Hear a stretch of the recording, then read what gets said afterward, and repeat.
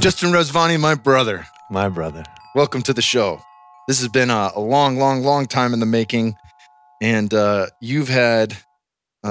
giving birth to something that has also been a long time in the making. And as we have stated, face-to-face within the app, to all our friends, essential in these times and perfectly timed.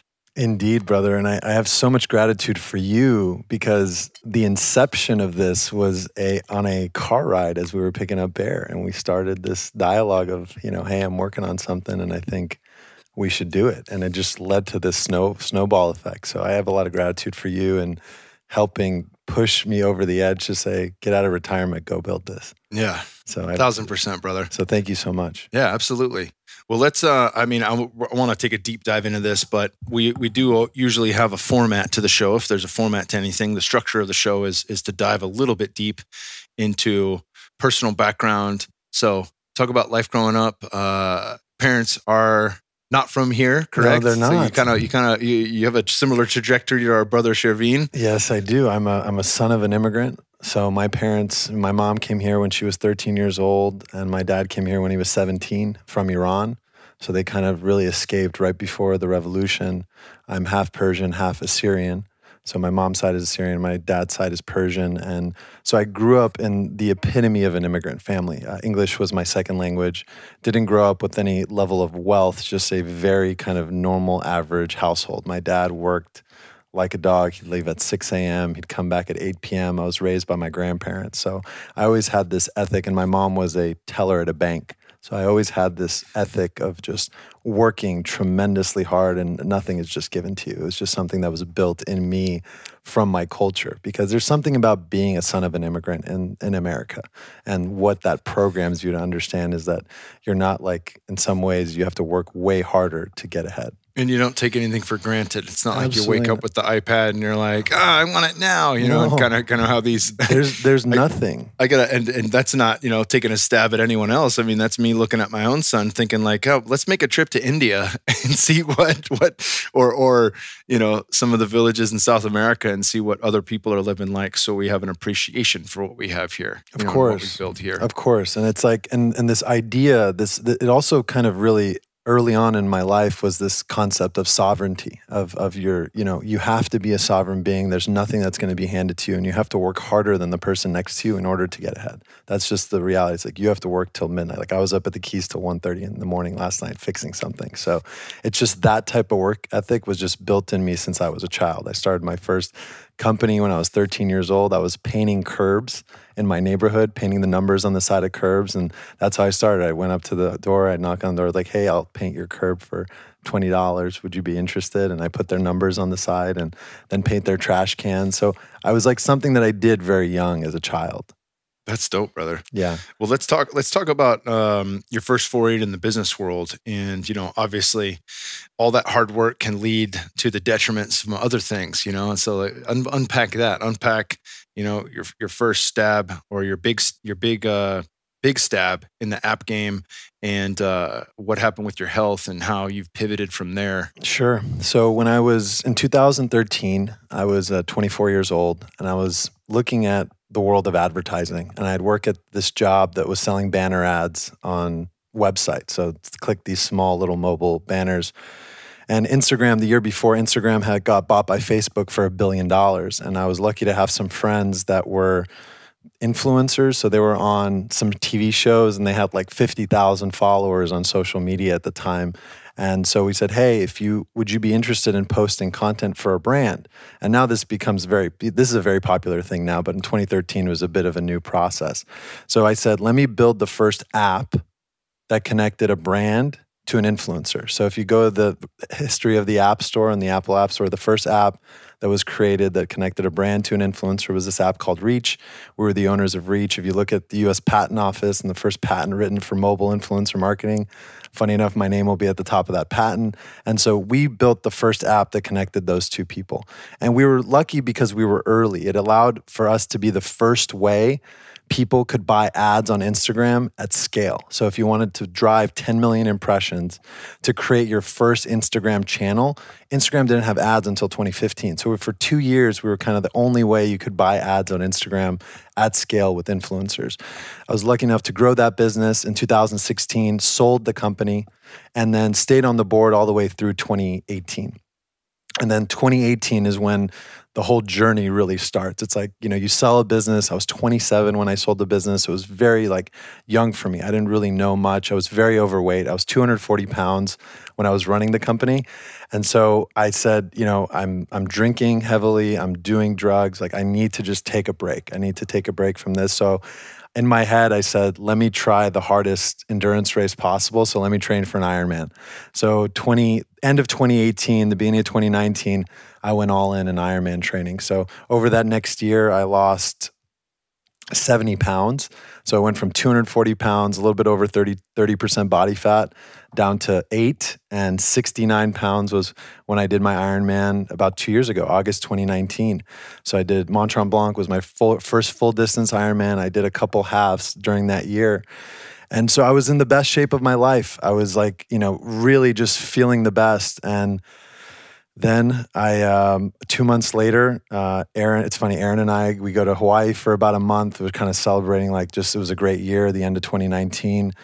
The day I get back, I'm sitting in a dentist chair and I have a seizure. And so I had this thing called a hemorrhagic stroke, and it caused a seizure. And so I drive myself to the ER. They put me in a brain scan and they said, you have a cavernous malformation of your right temporal lobe. So it's a cavernoma, essentially. It's a series of a growth of blood vessels that kind of expanded into a mass. Some people would call it a malignant tumor, but this mass exploded and it created blood, and it created blood all over my brain. And so I was in the ICU for 3 days. They had to do an angiogram to make sure that it wasn't an AVN. Stayed there for 3 days, and then 6 weeks later, because I was so prone to having another hemorrhagic stroke and another bleed, I had brain surgery on January 9th, 2020 to cut that sucker out. And so that was my beginning of 2020. I know we had, coronavirus situation started a few months later, 2 months later, in fact, but my start of 2020 was a brain surgery. 2020 was gnarly no matter where you were. 2020 was gnarly. It's I had a bit of a pregame for 2020 because I was when you're going, it's funny, when you prepare for brain surgery, there's a whole other thing that you have to prepare, right? Because it's one of those things that, yes, the doctors say don't worry, the right temporal lobe, there's nothing that happens there. And then you think to yourself, you're like, come on. Really? There's just nothing that happens there. Yeah. But there's a lot of spiritual elements also from my experience, because when I had my seizure in the dentist chair, I passed out. I kind of left my body. The light was turned on. I don't know if you know dentist lights, but the dentist lights turn on and then I absorb into the light. And I'm following a version of myself. I don't know what this version of myself is, but it's a happier version of whoever I was. And what I believe happened in that moment spiritually is I switched places with that individual and then re-woke up back in this body. And so whatever happened in that moment created a big inspiration for what I think we're going to unpack today around purpose, and why I think something like what we're working on together, in fact, will be the impact of the world. Fuck yeah, brother. That teed up perfectly.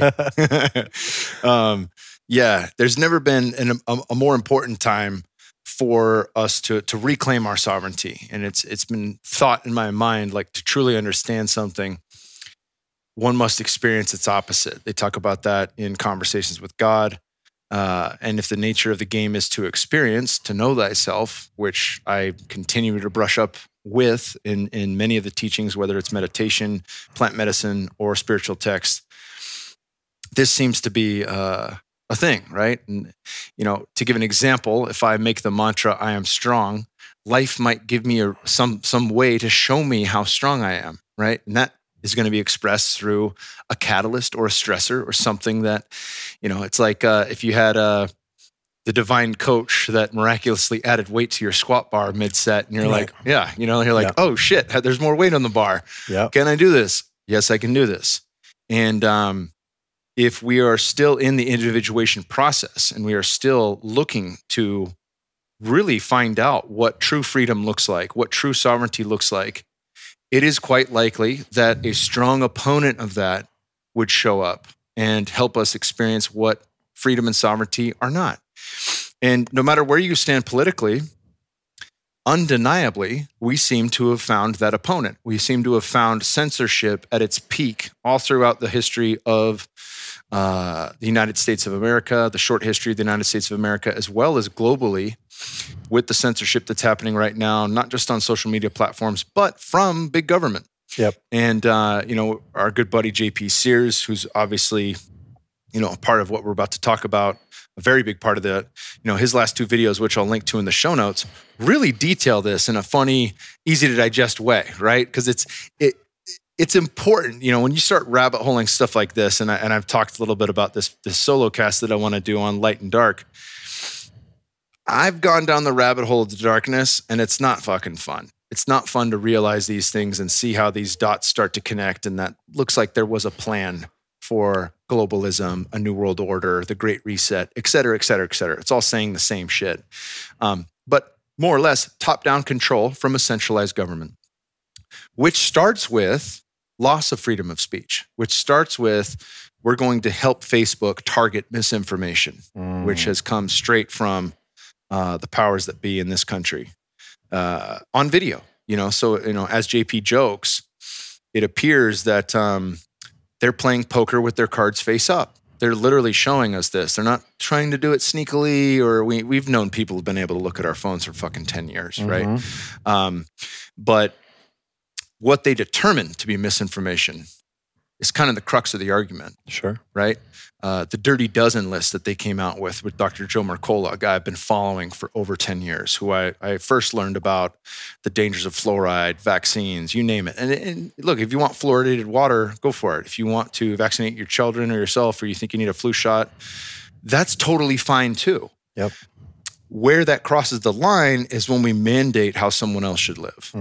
And we try to fill in all these gaps about, grandma who has cancer that can't do it herself, like she's got 1 foot out the door, buddy. I want to protect in the best way that I know how. Yep. And I believe health is an inside job. And I could rabbit hole all those different conversations around health, big tech, the government, et cetera. But what you've been working on and had in the works for some time is the answer in many ways to what seems to be an impending tidal wave of censorship that's about to happen. So let's unpack end to everything that's gone behind this, and it's much more than a communication tool. So I mean, literally, like let's just open up the can of worms and dive deep, brother, because this thing is solving many mysteries, from finance to personal sovereignty to the ability to stand on our own 2 legs and communicate to one another like we are right now without anyone interfering with that. Yeah, it's pretty amazing what we actually are doing on a daily basis with each other. And I thought a really good primer, and I got to give some credit because this was a brainstorm between a friend of mine, Robert Breedlove, and myself yesterday. And I thought it'd be a really good primer, particularly for your show. And this will be the beginning of our discussion around what this actually is. So you know this very well in relation to psychedelics. So psychedelics, in fact, disrupt what we understand as the default mode network. And this is something that's pretty ubiquitous, is that it really is this etching of our neurophysiology of like, this is how we do everything. That's what the default mode network primes. It says, you follow a path and you do it this way. But when you do psychedelics, it kind of opens a whole other world that you didn't really understand, right? In Michael Pollan's book, he kind of gives this analogy of like the snow-covered mountain, and then that we're just following these same ski paths that everyone else is following. And so when you take a psychedelic, it's like a kind of a new snowfall happens. And the path that you traditionally know is not really there. You have a completely new path, and it's really like you're not following into your repetitive patterns. And I think at this collective level of humanity, the default mode network is really externalized in the world as what I like to call as institution and then governments. And we construct our behaviors around these ideas of a default mode network. And then if you follow that psychedelic dose, You can change your idea. My opinion is that what we may need to consider is that Bitcoin is the psychedelic of money. And it's so disruptive to our social construct of understanding money, along with every downstream institution from that. So both Bitcoin and psychedelics are disruptive to the default mode network that we understand as humans. And that's both at the individual and the institutional level. So we have to begin the conversation and just saying, let's disrupt everything we understand about a protocol and about money. And that's how we begin the conversation. Because this thing didn't start from me just saying, okay, I'm going to go build another app the same exact way, and I'm just going to call it a censorship resistant free network, just calling it by a different name. We had to start completely from scratch, rethinking the entire system and breaking the idea of the default mode network that we have as a society, aka Bitcoin. Fuck yeah, brother. So that's the catalyst. I think we got to begin the conversation, and none of this is possible without Bitcoin. So the beginning of the conversation is really around how do you build a censorship resistant technology stack, right? So if we understand how traditional tech is built, it's built in a way that you have your concept of your application. The next layer is you build a database, right? A traditional database that is sitting on any kind of traditional system of your code. Then you build the application layer on top of the database, but it always starts with the database. And then the final piece that you might add to the top is the monetization vehicle of how you create the monetary vehicle of that application. So stack goes from idea, database, application, money. In order to build in Web 3.0 and the new ways, we had to completely reverse that stack. We had to start with money. And the concept of building on top of money is not possible in the traditional web sense because money is an afterthought. It's not necessarily protocol. But if you understand Bitcoin, and I'm not talking about Bitcoin as the asset, I'm talking Bitcoin as the monetary network.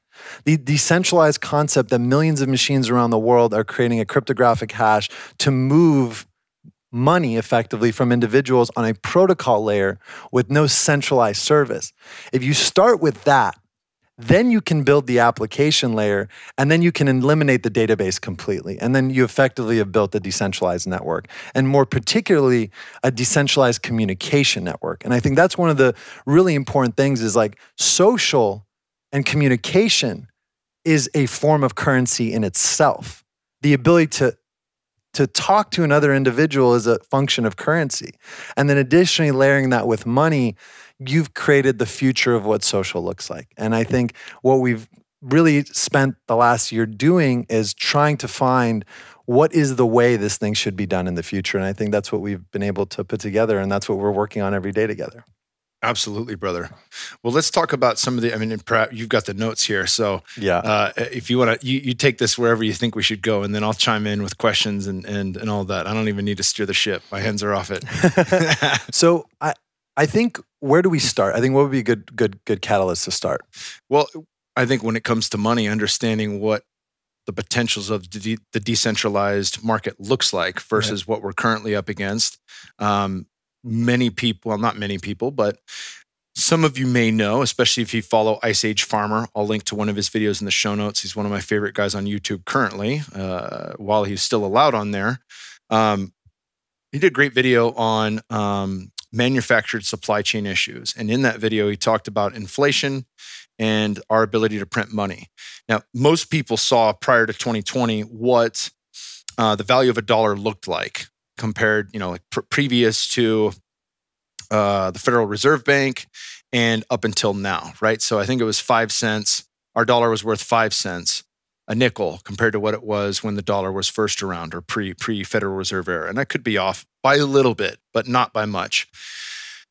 That chart would change drastically based on the trillions of dollars that were printed since then.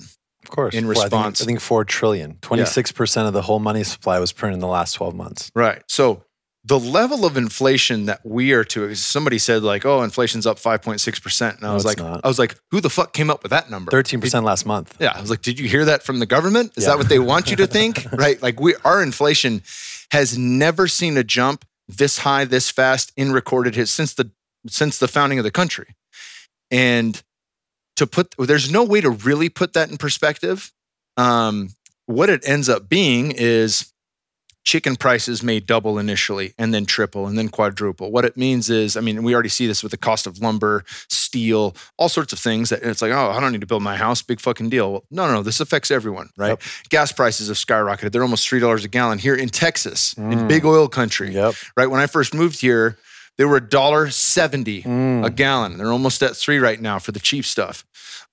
It literally bleeds into all systems. Well, that's not necessarily a problem if you scale up. But as far as I've been told, I don't know many people working salary jobs that are now getting 10x or 20x what they were getting paid before, right? So whose money is affected? Ours. Middle class, lower middle class, upper middle class, upper, lower. Everyone is affected negatively by this. And the pivot point is finding something that's unprintable. It's finding a technology or a form of currency that is a finite resource, right? Even if it's not necessarily in existence, the gold standard itself isn't a finite resource. You can fucking mine more gold. Yeah. And obviously opinions determine what that gold is worth. But the point is there can always be more of that. De Beers controls how 97% of the diamond supply, and most of it's in vaults underneath the ground, right? They determine the supply, the demand, and the cost of what a diamond is worth because they have all the mines.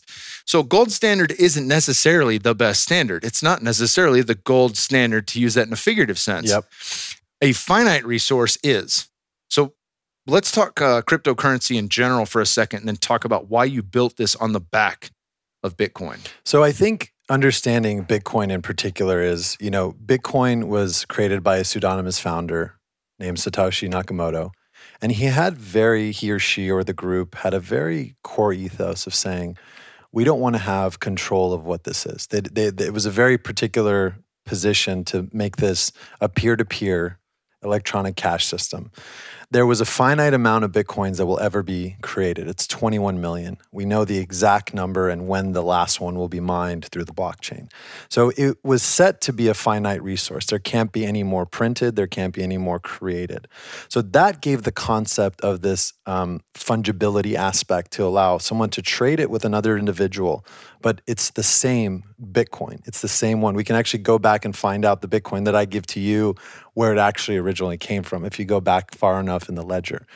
That allows to create a deflationary currency, the opposite of what we're dealing with right now, which is inflation. And the concept when we see the government QE or quantitative easing, what they're actually doing is printing money. And they believe that if you print more money, it actually increases the value of the stock market, which it has been doing, but inherently that hurts people.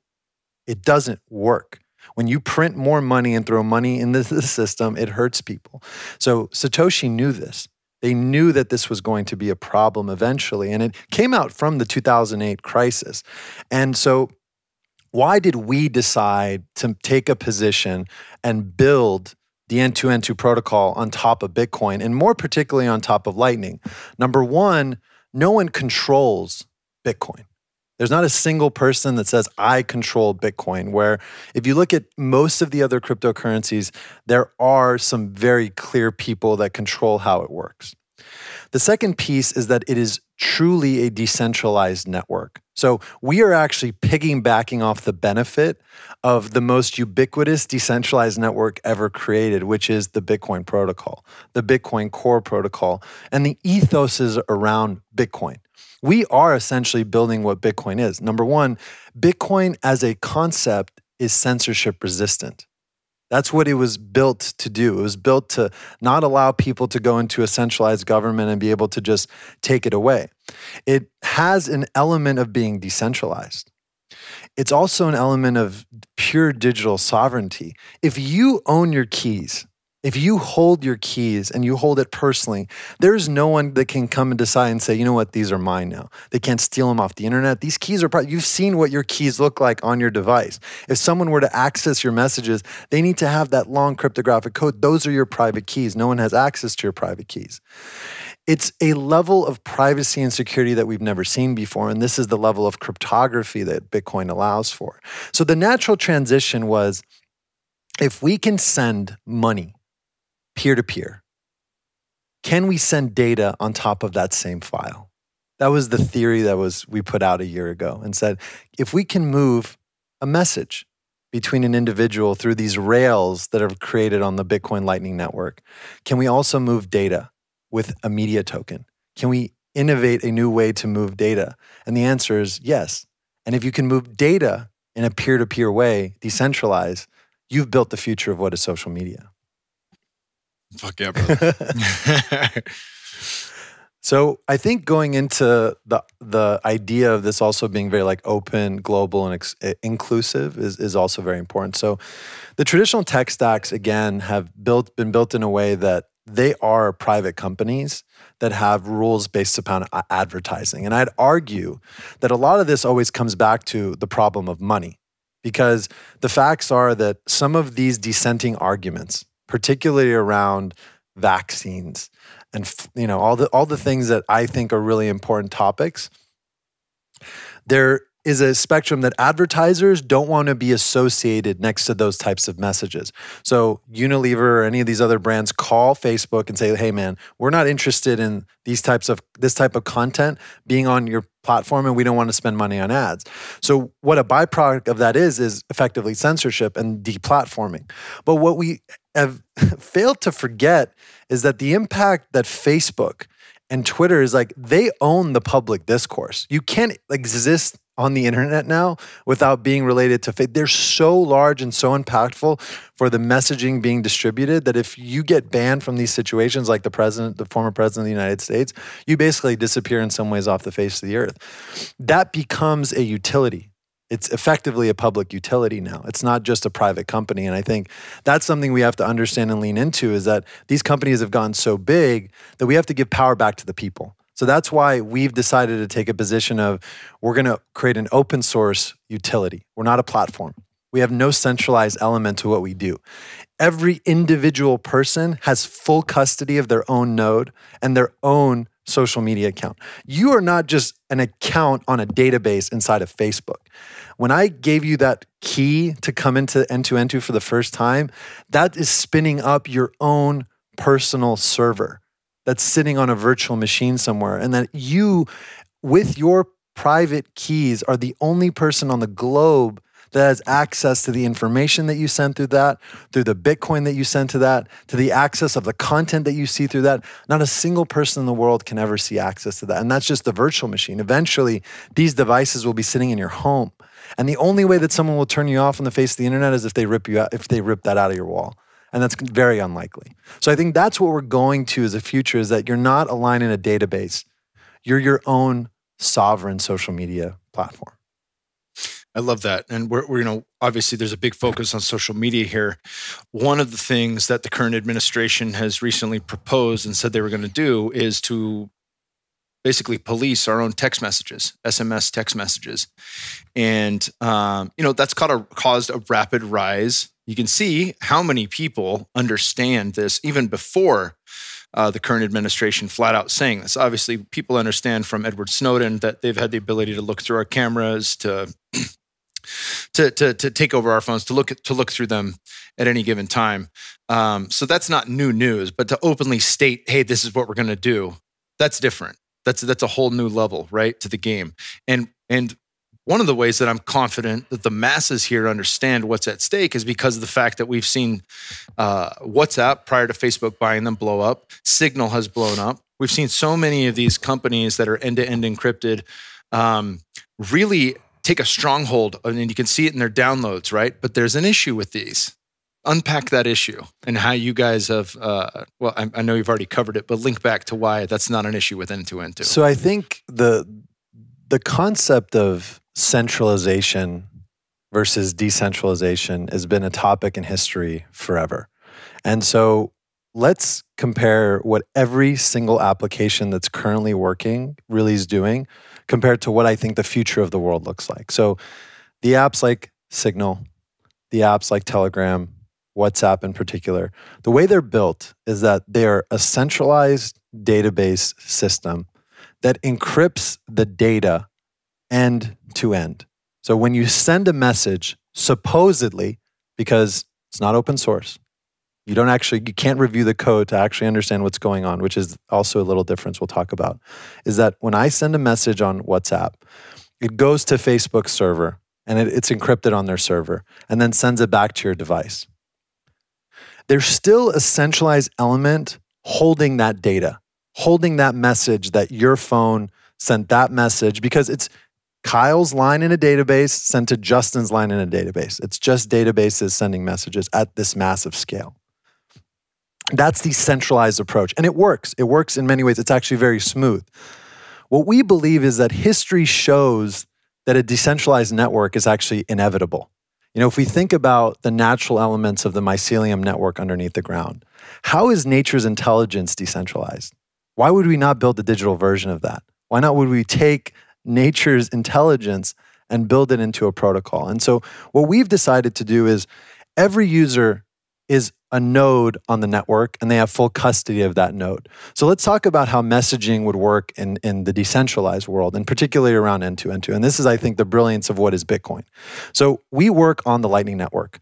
Every single person that joins end-to-end actually has their own Lightning node. It's not a end-to-end node specifically. It is a Lightning node that has the end-to-end relay attached to it. Think of that as like a very customized piece of software. And what happens in Lightning is that two people can communicate through a thing called a channel. It's a payment channel, in fact. So what we do as a protocol is we help people create channels with each other. So when I send a message to you, Kyle, inside of the application, what's actually happening is that we have a channel together. And when I send you a message, I say, "Hey, Kyle, good morning. How are you doing?" We take the message and we wrap it into a payment, into the memo of a payment. And when I send you this message, it takes 3 Satoshis, and Satoshi is the micro of a Bitcoin, and it sends it to you. When your node and relay receives that message, it unpacks the memo, takes out the thing that I actually sent to you, "Good morning, Kyle," puts it onto your screen, sends me back the 3 Satoshis, making it effectively a zero-based transaction. And we've sent an encrypted message peer-to-peer through the Bitcoin Lightning Network. That's the future, in our opinion, of communication, is that it's not on a centralized device. It's sent through the rails of this money network that is Bitcoin, wrapped up in the pipes that are Bitcoin and sending messages across the internet. And the only way someone would be able to see that message that I'm sending you is that they would have to have your encrypted private keys. And I think that's the future of communication, is not putting the power in these centralized authorities, but giving power back to people, right? Giving power back to these individuals. The things that are challenging in that is that these things aren't free, right? Like, to have a Lightning node, there is a cost on a monthly basis unless you're fully self-hosting in your house. So we have to make efforts of sovereignty. That's the thing that's a little bit different in this world, is that free is the most expensive business model. The reason Facebook and Instagram are free as a product is because you as a user are the product, not right. The application. Yeah, Google started there. One of my favorite documentaries that Joe Mercola turned me on to on Paul Chek's podcast is The Creepy Line, which I think is on Amazon Prime. Funny how these guys kind of shit on each other. But The Creepy Line is all about Google. And, you know, when Google started, it was awesome. It wasn't curating information. It wasn't sending you results based on what they think you should see. Of course. And over time, they needed money. So they were mining data from you to see what you liked, what you wanted. And then based on people that were paying them money to advertise, they would send you these wonderful ads that you actually gave a shit about. Of course. Right? There was intelligent advertising. No big deal at first until censorship comes in. So nothing is free. You know, when you think of the free service of Google, when you think of the free service of Facebook, nothing is free. And now we're fully recognizing what those actually cost. Yep. And I think when we think about the future, and I think it's really important to think about what is the concept of the future of social media. And there's, to me, 3 tenets that we all have to think about collectively, of like, the future of social will revolve around 3 things. Number 1, it will be built on money. Money will not be an afterthought. It will be built on top of money as a protocol. The next thing that's very important about the future of social media is that it is peer-based governance, not platform-based governance that we understand, as in Mark Zuckerberg has control and or the people that are curating Facebook have control over what is said. It should be based upon the people that are on the system, the peers that build the network. And then the final piece is that it's open source, permissionless, and decentralized. And so the ability is that the community has full access to customizing in the way they want to. It's permissionless is that if they want to change some things, it's an open source protocol that's anyone's allowed to go add to and change. And it's permissionless on top of that. And the final piece is it's decentralized. And the elements of everything around it is decentralized. And so to me, it was like a natural transition to use Bitcoin as the core of all this because there are no central choke points, right? We saw this in China. China bans Bitcoin in some way. 50% of the miners move out of China and people are like, oh, China controls all of Bitcoin. Not a single thing changed with the protocol when all these miners get moved out. And actually they came to Texas. I was so happy that Texas will be the Bitcoin mining capital of the world. And so that's an amazing thing that we're going to be using the hash rates and the energy here in Texas to move that information. But that's the impact, is that it had to have been built in a way that you don't have control, right? And I think the next element of thinking about social is that the platform shouldn't have the ability to censor. So one thing that's important about what we're doing is that we don't have the ability to turn somebody off. We can't turn off a node on the network, particularly if you're self-hosting. If you have your server in your house and you attach an open source relay inside of your house, other than someone coming to your home and ripping it out of the wall, we can't do anything about what you say. We can't control that. And that's the beauty of building an open source protocol. But we cannot censor. Even if we wanted to, we couldn't censor. I think there's a beauty in that. It's like the ability to and making a decision about or not. And this is the difference between a platform and a utility. We're not a platform. We're a utility. We're helping people build their own versions of social. And it's fundamentally a completely different way to think about a business model, about control, about data, and really giving power back to the people. I love it, brother. Let's unpack what a utility is, because, when you first started talking about this, I was so singularly focused around the ability to communicate, social media, things of that nature, that, I had some questions arise like, hey, can we put podcasts on it? Yes. How's that going to look? Can we post, will it allow us to post videos like we do on Instagram, or even long form videos like YouTube, right? Because YouTube is owned by Google and has been at the forefront of this. Yep. And they're not just censoring the Joe Mercolos, the Dr. Sherry Tenpennies, the Dr. Rashid Bittars, all medical doctors, by the way. They're censoring, the think tank at Stanford, all medical doctors. They're censoring some of the most important people on the planet that have spoken out against the COVID-19 protocols. Even pre-vaccine, just, how effective lockdowns are, social distancing, masks, all parts of the conversation. Anybody that went against the narrative of the World Health Organization or the CDC got shut down. Videos actually removed from YouTube. So let's expand on that utility, because I think this is important to know that this is a single place we can go and access all things. Yeah. It'd be like combining social media with YouTube, with text message and money. Yeah. You know what I'm saying? And I think that's the interesting thing about what's unfolded with all this is that, again, my intention at the beginning of this process, when I started saying, hey, we should think about building something, I had no concept that this was going to turn into the impact of what this was going to be in terms of how the breadth of the application was. Because when you build on money, everything changes. That's the thing about this whole thing, what's unpacked. So the product itself, because you're built on a Lightning node, and a Lightning node is essentially some sort of a digital wallet that allows you to transfer value peer-to-peer between other individuals through the Lightning Network. It's instantaneous. It's different than Bitcoin Core because we're not actually writing to the Bitcoin blockchain as like a ledger. It's more of a private ledger system, because if you're going to buy a banana, you're not going to buy it through an actual Bitcoin transaction and let everyone in the world know it says Kyle bought a banana. That's unrealistic. But you will do it within the Lightning layer. So the application has three core components. Number one has a wallet. This is a Lightning wallet. This allows you to actually make Lightning payments across the entire Lightning network. So if you saw the data around El Salvador accepting Bitcoin as legal tender, they're not necessarily accepting Bitcoin mainnet. They're accepting Lightning, because in order to transact on this thing, you can't be making these large, writing to the blockchain transaction. It has to be done on Lightning. So effectively, our wallet that's built into your full custodial node that you have full control over can now make Lightning payments to anyone around the world.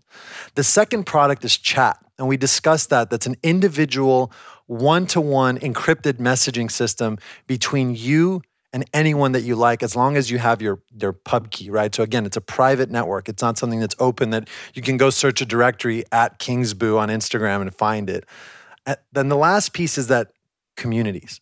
And this is where creators in particular, I think, are going to flourish and thrive, is that we had the ability for a creator to develop their own community and insert many things into this community. Number one, we use RSS for podcasts. And this is something that we've innovated with a gentleman by the name of Adam Curry and the Podcast Index. Adam Curry is like the founder of podcasting. So he invented this kind of thing called the Podcast Index. And what you do is you put your Lightning pub key in, which we've already assigned to you, into the RSS feed of your podcast. You simply hit send, and now if you put your RSS feed into when you create a community, your podcast automatically populates with every episode that you ever had inside the application. So RSS is the most ubiquitous, available, open source protocol invented on the internet for a very long time. The next piece is photos. So we do allow for photos to be posted and memes and things like that within the infrastructure of the application. And the UI is very similar to Instagram. And the final piece you asked about video, and video is coming out on Wednesday, which we're so excited about. And video, we actually are using decentralized hosting partners. So the ability that you can take an unlisted link from an application like Rumble, right? So Rumble is a decentralized video hosting. You simply paste that unlisted link when you hit plus, and now long-form video is available in your private node for people to view. People can boost that video. But that's the thing that makes these elements really interesting, is that anyone becomes a contributor of the social economy, because there's boosting in the application, right? So boosting gives you the ability to actually peer-to-peer send Bitcoin to another individual without anyone in the middle, because you have those payment channels that are created. Individual chat also allows you to actually send Bitcoin peer-to-peer, because it's a non-custodial service, right? What's really important is that N2N2 is not a money transfer service. We have nothing to do. In fact, we're just a relay layer. When you're sending funds from another individual in these small microtransactions, it's all peer-to-peer. We have nothing, we have no middleman, there's nothing. Where it's very different, like the companies like PayPal and Venmo, because what you're doing is that you're just changing a number on a ledger, and PayPal is deciding where the money actually goes, and Venmo is deciding where the money goes. Where building in a decentralized network, you decide where it goes, because you have full control of your funds. You have full custody of your funds. And I think the impacts of what this is, which is chat, creator communities, and a wallet, is where we think the future of social media is going to go in a really interesting way, because it allows for digital sovereignty. Fuck yeah, brother. We're getting into some of the nitty gritty of this thing. I love it, brother. So where do you think we go from here in terms of how we describe the application, or what would be most helpful? Well, you touched on it briefly about the ability to send money to others. I think one of the things that's cool here is that you can actually, people have found pros and cons around likes and dislikes, things like that. Facebook took it off. You can't see if somebody liked your message or whatnot, or on Instagram anymore. It's kind of like this, hey, everybody gets a blue ribbon mentality. Sure. YouTube still had it. The White House is talking about taking it down because of how many thumbs down videos they've received. And conversely, you can see how many thumbs up JP Sears gets. But that's all. It's all just a way of saying like, hey, thank you, right? This was awesome. One of the things that I love about N2N2 is the fact that if somebody posts a dope meme that inspires me or gets me going, or is purely comical about the ridiculous nature of what's happening in our government right now, I can actually send money for that. And Yeah. it doesn't have to be, it can be a lot or a little, right? Yeah. Like it doesn't have to be like, oh shit, how do I break $1 up? Like it's already broken down, well broken down. And I can say, fuck yeah, thank you for that. If I'm listening to a podcast, let's talk about some of these things, like how I can share within the app from the place that I left off, an awesome line from Paul Check or somebody else that I really appreciated. Yeah, and I think that's the impact of what we're seeing in the future for the creator economy at large, right? So I think what we've seen in the past is that direct support platforms are getting a lot of interesting buzz, right? So what I consider a direct support platform is the idea of Patreon or the idea of like an OnlyFans. But if you understand how those systems work, there's like 5 to 6 to almost 10 layers between you and your audience when you go to a direct support platform. So let's give an example. Patreon. You have Patreon. You have the hosting site that is Patreon. Then if you pay with a credit card, you have the credit card itself. Then you have the credit card processor. Then you have the credit card processor's hosting site. Then you have the bank. And then you finally have you. So there's all these layers that you have to go in between. And by the way, in talking about cancel culture, if any one of those layers in the chain decides to say no more, you lose everything. You lose every you can be turned off immediately and you lose all the value. Where in a peer-to-peer system, the layers are just you and Bitcoin. It's you and Bitcoin. And as a creator, we think that's the future of the creator economy, is that you can post a podcast inside of N2N2 and people can send you Bitcoin for listening to this. And I hope that this podcast in particular will be on N2N2 and we're going to be listening to it and we can boost, and a particular time in space can boost that message and say, hell yeah, that was a really good insight. You can also decide to stream sats. And what I mean by streaming sats is that a person can decide that I want to listen to this podcast and I want to contribute 100 Satoshis a minute in listening to a podcast. And I want to break down 100 Satoshis for people that aren't familiar with it. So in the original Bitcoin protocol, Satoshi Nakamoto knew that a Bitcoin would be worth a lot of money. And some of our thoughts are that one Bitcoin will arguably be worth $1 million one day. So he said 100 million Satoshis are one Bitcoin. So when you're sending 100 Satoshis, it's a fraction of a cent. Right now, it's one Satoshi is 0.00035 cents with the current state of the Bitcoin pricing.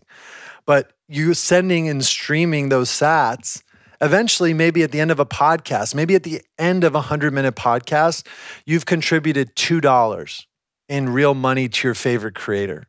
In my opinion, if I was listening to someone that I loved and I knew that 100% of those proceeds was going to that creator, then there would be an incredible impact of me doing that and streaming those Satoshis. Or if I knew that there was something really impactful said and I send 100 sats in that moment, that creates an impact for that creator. I would feel really good about that system. So a big part of what we're trying to do is we want to empower creators to take back control. Because right now on social media, you don't own your audience. They do, right? So the comparison I like to make of traditional social is that 100% of creators have built a mansion in someone else's backyard without a rental agreement. And our position is that we want to help creators build mansions on their own sovereign land. And that sovereignty is Bitcoin. Fuck yeah.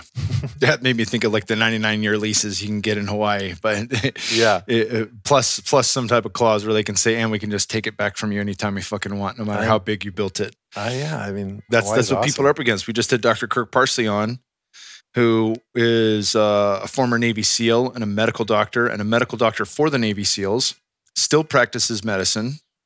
Good friend of mine, speaker at PaleoFX, friends with Michelle and Keith Norris. Who was deplatformed or suspended indefinitely from Twitter. And all he was doing was posting direct links from the CDC that were, counter-indicated to the protocols that they were recommending currently from Anthony Fauci. And it's like, this is from their website. I'm not stretching anything. I'm not adding to it. I'm not, it didn't sound like Alex Jones as he presented the information, suspended indefinitely. And obviously he does fine. He practices medicine. So he still is fine financially. For others, like Brett Weinstein, who was just on Joe Rogan with one of America's frontline doctors speaking about ivermectin, YouTube shut his channel down, demonetized him. In fact, he was kicked. For everybody, I'm sure on my show has heard of Brett Weinstein and Dr. Brett Weinstein and his story at Evergreen College. It's in full detail in The Madness of Crowds by Douglas Murray. We'll link to that in the show notes. One of my favorite books of 2020. But this is a professor who had to leave his profession, something he was planning on retiring doing. And in that, thanks to Joe Rogan, he's, formed a large audience on YouTube, a large audience on his podcast. And he's been a guy who is quite liberal, who has approached this in a curious manner, right? And this is a part of the discussion is that, how are we not having a discussion anymore? The nature of science is to discuss. The nature of science is to say, hey, wait a minute, maybe there's a different way. And all he was doing was proposing some of the facts that he had heard.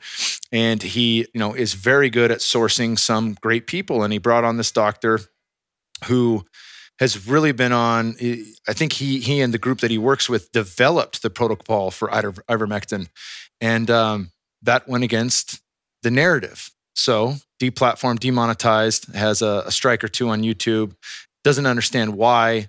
And again, medical doctors that are coming up with this program, legally allowed to do the program that they're talking about and discussing, he goes on Rogan's to vent and they fucking take it down.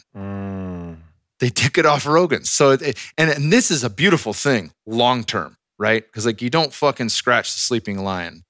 I don't know if it's back up, but I mean, it's a big deal, and it's waking up a lot of people that might not normally have been exposed to that information and might not know who a Dr. Joe Mercola is or a Dr. Sherry Tenpenny, and might not listen to, my podcast or some of these other podcasts. That it's reaching a larger audience and drawing more people to wake up to the fact of what's happening. Yeah, and I think it should wake us up to the fact that we need to be more sovereign around everything.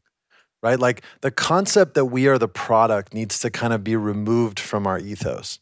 And we have to take a little bit of onus again to controlling our own sovereignty, right? Every part of the current system, we have to change. We have to take the psychedelic that is Bitcoin to change our thinking around the default mode network, that we understand how everything works around money. Right? This happens on social. Eventually it's going to happen in banking. Remember, the money that you leave in your bank account is not your money. It is the bank's money. And they give you an IOU when you wire it into that account. It can be taken away at any time. It can be confiscated by the government, and it could be not yours very quickly. So all of these aspects revolve around the same thing of us being true and sovereign beings in ourselves. And so this is just I think in a big way, it's just we're seeing little hints of it, and we just have to take ownership of saying, guys, this is happening in the world and we have to pay attention. So in order for us to be sovereign in all these things, we have to own new systems. We can't go back to the other system. I think one thing that I'm a little bit weary of what's happening out in the world also is that there's a bunch of people that are developing things like censorship resistant, this and that. They're trying to call, we're going to build it on the blockchain and we're going to create all these buzzwords and create the new platform that Facebook can't ever turn us off. All of these things are great marketing, but they're not a true protocol. And that's the thing you have to be wary about, is that what most people are building is just another version of Facebook with another shiny position. They're not actually changing the way that we communicate. They're not changing the way that you can move money. So I think that's something to really, as an audience member, is to understand, as these new things emerge, because there will be a lot of these. I mean, since this last 12 months have just been there's a lot of people thinking about censorship and the problems around it. How do you think about a protocol? What is the technical elements around how something is built? And is it providing true digital sovereignty? One thing I'll note also is I think what's really exciting about what we're doing is that it allows for everyone to be part of the creator's economy, right? So right now, the way we understand the current state of the creator economy is that you as an audience member would contribute to the funds of a creator because they're creating content. But what we think the future is that the audience members also get paid. So what's exciting about your particular channel, right? We're going to create your channel today at some point. If someone else posts a funny meme inside of your channel, they can be paid by other people within the network as a boost. So the community becomes everybody. What we call this is omnidirectional payments. It's not single directional payments, because the way we understand Patreon, the way we understand OnlyFans right now is that like you're just paying the creator. But can the creator pay you? Can you as an audience member pay another member of the audience peer-to-peer? That to me is a really exciting part about the future when you build on top of money, is that you can do these creative things, right? You can do these creative things. And then I like to talk a little bit about spam. And I think spam is like probably one of the worst things that happens in social media, because people understand like spam is free. So one thing that we built out is this thing called staking. So what happens is that you can decide this as a creator, because remember, an audience member is coming to Kyle Kingsbury's private node that he's created on the internet. So he can set rules for his community. One of the rules he can set is like, does he want to put a price per message? For someone to put a message into the group, does that cost something? I'd argue, yes, it should. The second thing is that how do you prevent spam, which is through a thing called staking. So what we do, and this is because you've built it into the protocol, this is not our decision as it's the technology that does this, is when you make a comment, you take a certain amount of Bitcoin and put it into escrow. It's put into escrow into the creator's account. If the admin or the creator of that channel decides to delete that comment for spam, the person that made the comment loses that Bitcoin. They lose the stake that they made. They lose the escrow. But if the comment stays up for more than 12 hours, it's fine. You get the money right back. Nothing, no harm, no foul. But what this does is it prevents spam, because spam only works on the internet if it's free, where people can go to the first comment on YouTube and just say, download my app, do this, do this. It only works if it's free. If you're spamming, your message doesn't get out there and it costs money, you're not going to spam. It just doesn't work that way. The numbers don't work out. So I think that's another huge opportunity that we have, is like, let the protocol be the anti-spam feature, not 18,000 people in the Philippines checking comments one by one to make sure that this is spam or not spam. There's an opportunity to let the protocol decide. That's huge. You know, the mental image that I had in my head was David Avocado Wolf's Telegram. Yep. Right. And it's just loaded with fucking fantastic memes that inspire, memes that make me laugh, memes that fucking, have the ability. Are you pulled out? Yeah, I think so. Are you? Yeah, I can't hear myself anymore. Let me get you. Hello? Oh, we're better. Yeah, we got it back. Right. Sorry about that. I'm using this fucking low tech splitter here to get us both to hear ourselves. Anywho, I love David Avocado's Telegram, David Avocado Wolf, and I love him. He's awesome. And what's cool about his feed is that there's so much great stuff. I could actually say this one was my favorite and send him money for that.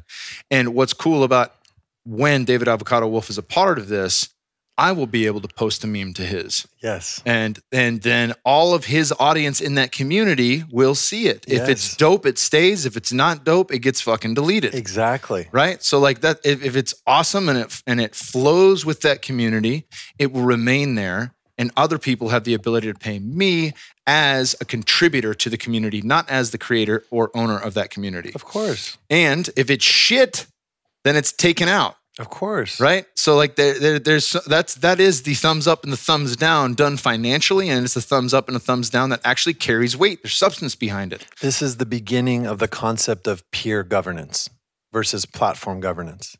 The peers of the network decide.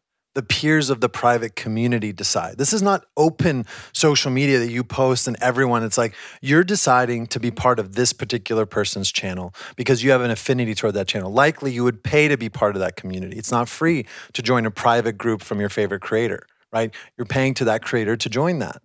And then you're contributing to the conversation of that micro community. Right? Because I think this is the beginning of those micro communities, and then micro communities will evolve into physical communities, and then this becomes digital countries. So we can get into a little bit of that.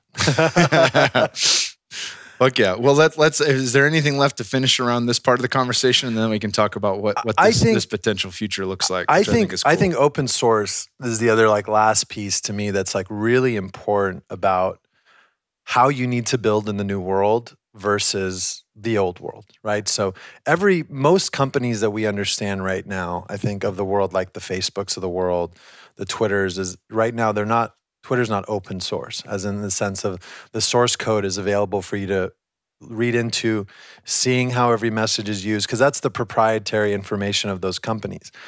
We are taking a position that everything we do is open source.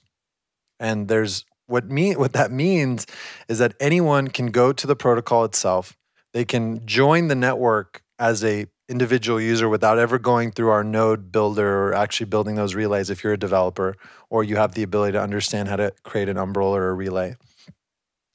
But also what it does is it allows for better alignment for user preferences. The contributors that are building the system can tell us like, hey, fix this, add this. It's not just these product managers at Facebook that decide what happens. It's the people that use the product that could decide what happens. It allows us to have rapid solutions of software bugs. It allows us to really heighten our security. And most importantly, it allows you to actually see what's going on underneath the hood. One thing that, I was talking to someone about is like, well, if you're open source, that means someone could just take all your code and change the name of the application and put it out as their own. Yeah. And there's nothing wrong with that. We're so open that if somebody else, that's flattering to us, that if someone would take the code that we spent a year working on, change the name and built their own little shiny version of it, and then the world had another application that was an open source node-to-node protocol that built on Lightning that had more users. And then we've achieved what we want to achieve for the world, which every person should be part of this open architecture system. Everyone should be able to contribute to these messaging. And so I think that's like, to me, one of the ethos is about how this thing came about was it was a gift that I wanted to bring to the world, right? Like I started this project not by going out to investors and begging them to give me money. I took my own wealth and I said, I'm going to build this for the world. I want to present this because there's no way you go to an investor and say, I'm going to build a peer-to-peer network on top of Bitcoin that someone's going to say yes to. This is the first of its kind. It's the first social network built on top of Bitcoin. If we kind of bring those ethoses. And I think that's the exciting part about it. So it was me saying, I think the world needs this. I think the world should have this. I think the world should have open communication. And let's take it out and kind of make it happen. It's so phenomenal, brother. And it's phenomenal. Obviously, I know you very well. You're one of my best friends. The level of trust that you have in knowing how this unfolds as a gift to the world. It reminds me of the guy who created the polio vaccine, and everybody was yelling at him, you got to patent this, you got to patent this. And he's like, would you patent the sun? No, this is for humanity. This is what we need. And this is going to be given out. It's there's never been another vaccine developed like that. None of them. He's the only one, right? And whatever side of the fence people lie on that, just understand everything is for profit other than his. Everything, he was the only open source of that genre.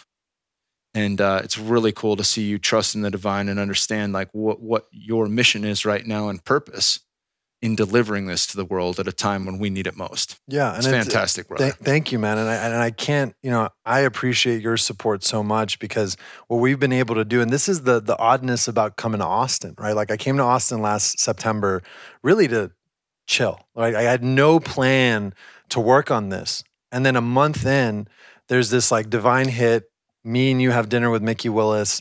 And Mickey and I go down this path, start talking about where does the next pandemic movie get released, all the things you need to do that. And 8 months later, we have an application that gets built. This was the reason I came to Austin. This was the purpose because it's for this community, right? It's no coincidence that all these people live in this place. And all the conversations around sovereignty seem to be happening in this place alone. And it got me to meet, JP. And JP is an incredible he's come on board as a co-founder of this business in a really strong way. And so exciting to have him on board and his message and like how he wants to bring this to the world and how everyone is just so supportive of this idea here. No other place in the world has this community. And I have so much gratitude for you around that. Yeah, you're co-creating it as we go, brother. It's there's a nice little wormhole here in Austin, drawing people in for better and for worse. I think it's all for the better. I think it's no coincidence. It's like I do believe in divine, and I believe in divine. And what's interesting is like if you look at my trajectory of my first company, I focused on helping influencers monetize and build out these social media companies, essentially Instagram. And now I knew that company was what was there to build this company. That was the platform. That was the beginning of, okay, this is your wealth base. This is your connection base with the people that you know. Now you got to bring this to the world because the world truly does need this. This is not something that like we're questioning at this point. It's like we need this to push forward as a species because we are being censored on every level. We are told what we should listen to. We're supposed to act like we're sheep, but that's not the truth. The truth is we're sovereign beings.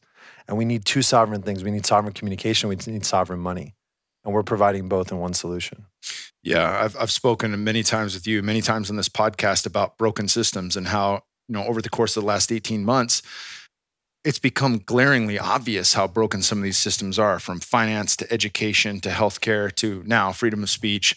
And, to just point fingers and say this shit's broken, we need to tear it down and have kind of an anarchist mindset, that's not the way forward. I think it was Weinstein who said, who wins the revolution? That's the person who inherits the rubble, right? We don't want to tear something down. We want to replace it with something better. And this is replacing so much with something better, and still in its infancy. You know what I'm saying? Like we get to see what this determines. I mean, I don't understand blockchain well, but somebody said, if you consider blockchain, it's like when the internet first came out and it was just email and a couple of other things. We didn't understand the full capabilities of the internet. We are just now figuring out some of the full capabilities of blockchain, and that will continue to unfold over time. And the same is true with end-to-end too. It's so early. We are so early. Like the things that we're talking about is so early. And even like I believe that Lightning, and particularly the Lightning Network, is the future monetary protocol of the world. Is as important as SMTP. What people don't really understand is like when you send an email to someone, that's being done through this protocol called SMTP. No one really knows that. They just know they send an email and it goes to somebody. But there's an underlying thing around the internet that makes that magic happen. What we're building on, the Lightning Network, is that for the future of money. We're just the first one to do it. But everyone will do this in the future. It's the way. Like it's like in The Mandalorian, like this is the way. This is the way. It's so obvious that this is the way. Bitcoin is the way. Fuck yeah, brother. Well, let's dive into some of this, the future of what is potentially here when it comes to our sovereignty and how society can be changed as a whole from this. I think what we're seeing is that the ability to create communities digitally is way more efficient at the beginning than creating communities in real life.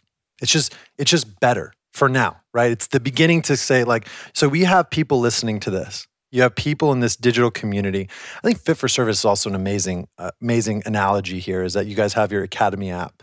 And so there's people around the world that are talking about this idea, right? So eventually, if you can build a community big enough digitally, what you can do and tell that community, and let's just give a very direct example. So if you can build your digital community on N2N2, and this is an audience that you own, that you communicate, and let's say we can get that to 1 million people. 1 million people around the world that believe in a certain idea, that believe in an ethos, that have specific values around something. And then we'd say to those 1 million people, we want to go crowdsource territory, physical territory in the real world. And those 1 million people contribute $1,000 to crowdsource territory. You now have $1 billion of capital.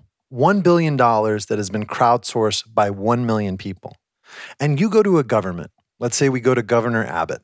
We say, Governor Abbott, we want to create an autonomous zone. We want to create a place in Texas that we can do a few special things. Number one, we want to have self-driving cars with no restrictions. We want the ability to have drones and be able to move things around. We want to have the ability to use stem cells freely because we want medical freedom in this specific area.